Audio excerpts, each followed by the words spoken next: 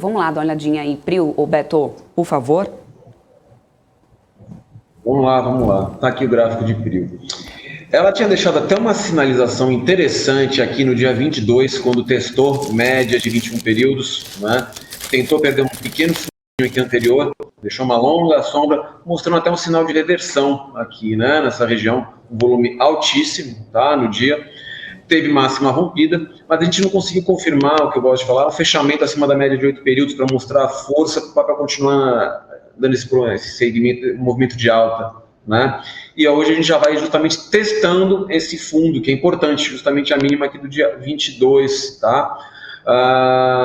Vale a pena ficar de olho, se realmente ele perder esse fundo, fechar abaixo daqui, ele começa a abrir espaço sim para maiores correções. Se a gente pegar a última perna mais consistente de alta, a partir desse último fundo aqui, que foi quando o papel começou a fazer uma alta, acho que mais interessante, a gente vê que a gente está exatamente em cima da região de Fibonacci, né? A primeira retração de Fibo, onde marcou aquela mínima, ele vai tentando se segurar. Se ele perder essa região, aumenta bastante a chance de a gente buscar esse topo anterior, que também coincide com a retração mais importante de Fibo, lá perto dos R$21, na retração de 61,8.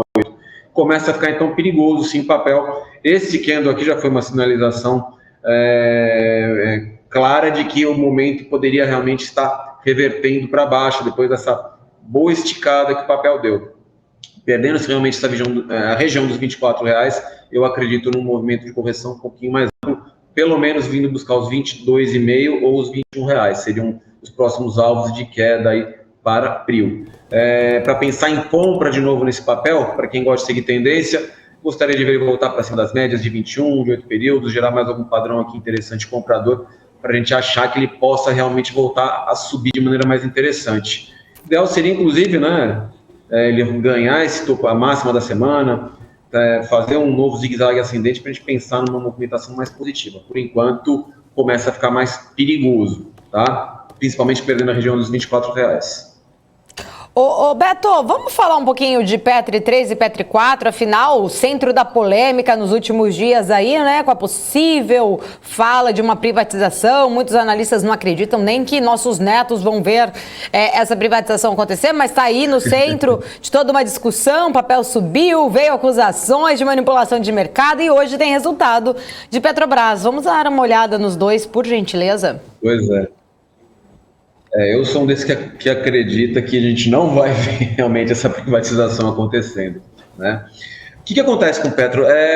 São dos poucos papéis que eu sempre passo, né, de manhã, todos os papéis do Ibovespa, são dos poucos que, apesar, né, dessa polêmica toda, graficamente ele continua interessante para mim, tá? Eu tinha traçado aqui, já acho que na semana passada com vocês, esse cenário de expansão, a gente pode até corrigir ele aqui.